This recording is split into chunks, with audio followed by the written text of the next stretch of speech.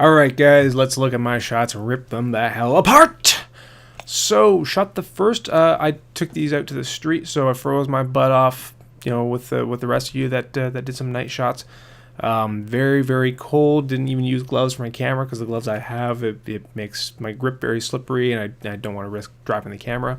But it was a pretty deserted night downtown, so it was great. No one was bugging me. Completely lifeless at the time that I was out. So I love times like that downtown. It's very peaceful for me. So here we go. Let's see here. I don't know why I'm checking the settings. Like, you know, I know the settings. No, I don't want to add a person. There's no person in here. ISO 6400, f2.8, and shutter speed of 1/125, 50 mil. Those are pretty much the settings that I use for all of these shots. So in case you're asking, but if you want to see the rest of the settings, head on over to my Flickr page. But here we go. So this one's real noisy, and all these shots I brought into Lightroom and I just tweaked a little bit. I did not reduce any noise, no noise reduction on these whatsoever. I tried not to do anything that would add noise to them. I just kind of adjust some of the levels, some of the contrast, not very much, very, very slight. So this is mostly untouched, these images. So yeah, very, very little was done to them. I tried to just see what goes into the camera and what comes out. That was the whole idea. So, while shooting RAW, of course. So here we go. This one, yeah, I adjusted the colors a little bit just to kind of isolate the green of the lights, but you know, it's not too much to this. It's you know, they're street lights, big deal. Very, very noisy too. So I think I might have just bumped this up a little bit too much in Lightroom. But very, very noisy, yeah, nothing much interesting going on to it. Not entirely too happy. I tried to at least take some shots that would at least be, you know, kind of fun, that would still make good photos. But for the most part, I was just bumping the ISO out and see, you know, what happens if I take a picture of this, that, the other thing. So we see the amount of noise coming in here. This is, you know, the amount of noise that's coming in here. I would never give something like this to a client ever. This is too much. But if it's something for me, for my portfolio, that I'm just something I'm going to share, no, not a big deal. Not a big deal at all. Moving on. Saw something in the storefront here, so I at least got some added light from the inside of the lights inside of the store. Some great cuddly teddy bears, cushy cuddly. Yeah, who are obviously much warmer than I. I totally had the wrong. I definitely had the wrong f-stop here, because this one's blurry, this one's in focus, this guy's not. So that's on me. I should have bumped it down to 4 of f.6, or, you know, tried to get more flat to them, so get them all in the same plane, so they would all appear in focus. That's my bad. I actually just thought of this now as I looked at it. It bugs me that this guy's out of focus and this one's in focus. There's nothing else separating the two, so you still see it as one, except one's out of focus, one's not. So there we go. There's that one. Van Gogh's ear. Normally a very happening place, but on this particular night, nothing going on.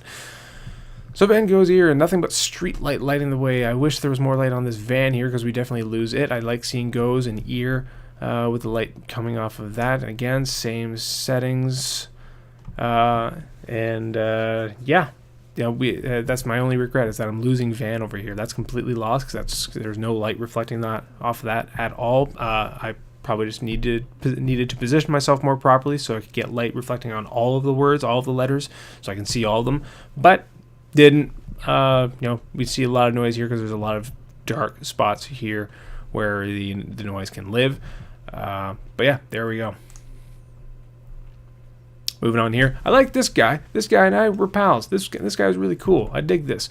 So this one, I took a few shots. I like this one the most, just because of the framing here. He looks more properly framed, and just a little bit of these plants coming up as his hands kind of gesturing towards them. It looks kind of interesting, and there was great light coming up right behind him. That's blasting up the side of the wall of the building.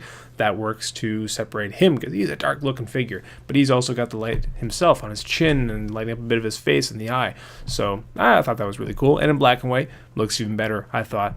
So I don't know. What do you guys think? Next one, here we go. I took a lot, jeez. This one, just a shot of the square sign because I wanted to see, what kind of light's coming out. There was light coming out of the square words and the square around it. So, what could I possibly take to save this image here? Yeah, there we go. Not much else going on with it, so it's actually pretty boring. Bah.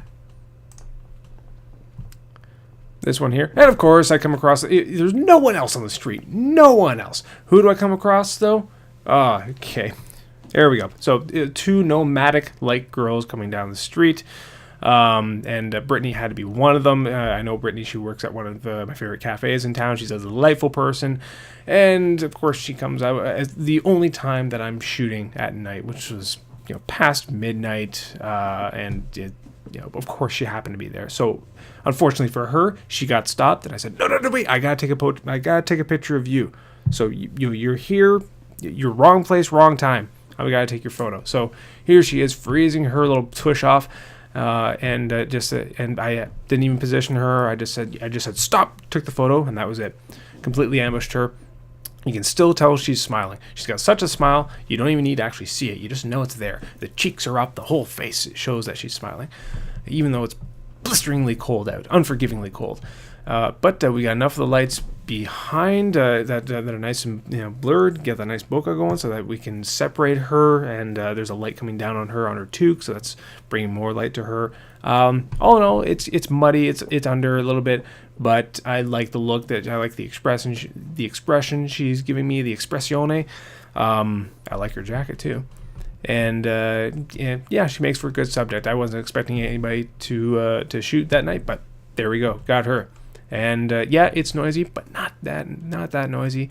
If I had positioned her a little bit, I would have turned her a little bit to her left so I could get more light on her face. Would have tried to catch a light in her eye to at least bring that out through the darkness on her face. But there we go. You work with what you got. And that is all for me this week. So what do you guys think of my shots? I talk about all your other shots. The least you can do is talk about mine. I would appreciate that. I value your feedback, your comments, the good, the bad, the ugly. So please head on over to the Facebook page, the Facebook gallery, leave some comments on my shots and your fellow Sharpcoat Photo Challenge shots as well. Everybody else who's involved in the challenge, they want your feedback as well. So this is the time when I would say it's time for you to challenge someone else. So if you want someone else that you know to get in on this challenge and further improve their photo kung fu, join the group. Easily done by directing them over to the sharpgoat.com blog with the address sharpgoat.com/blog and tell them to get caught up on whatever the most recent challenge is. They don't have to go back and start off at 1. You can jump in at any time you like. That's the beauty of this.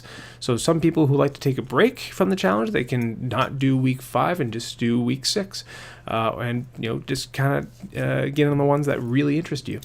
So yeah, send the challenge over to someone else when I release the details for Sharpcoat Photo Challenge number 6, which is going to be a good one. Just you wait for it. Send that link over to someone that you know. Share it on Facebook. Get it out on Twitter. However you like. The more the merrier. If I'm spending my entire day doing photos for 20 people and their submissions, I will be so happy. That will be a day well spent for me. So don't worry about overloading me because that's what I want. I want to see more people in on the challenge. I'll deal with the work as it comes. I really enjoy doing this. I love hearing that people value the feedback that they get from the video critiques and the idea that they just get something to challenge them, to push them, to get them out the door each week and go take shots that they wouldn't normally seek out. So that's payment enough for me. I really enjoy doing that. So I enjoy that people are getting something out of this. So it's time for you to help me get more people in on this challenge. Send them the link, get them over to the sharpgoat.com site, and click on blog, get in on the challenge, get your shots in. Videos will be coming out, video critiques, and new challenges will be coming out every Tuesday morning from here on out. I need the extra day to get the videos done and upload. They take a long time to upload, a longer time than I anticipated. So that is going to be the new release schedule from now on. Still noon on Sunday. That will be the cutoff time to get your shots in. But then videos will be out on the Tuesday, and then you have the rest of the week to get those shots done and in. Thanks a lot for being a part of the Sharpcoat Photo Challenge. I really appreciate it. Share the photo challenge with someone else, and we'll see you guys next time.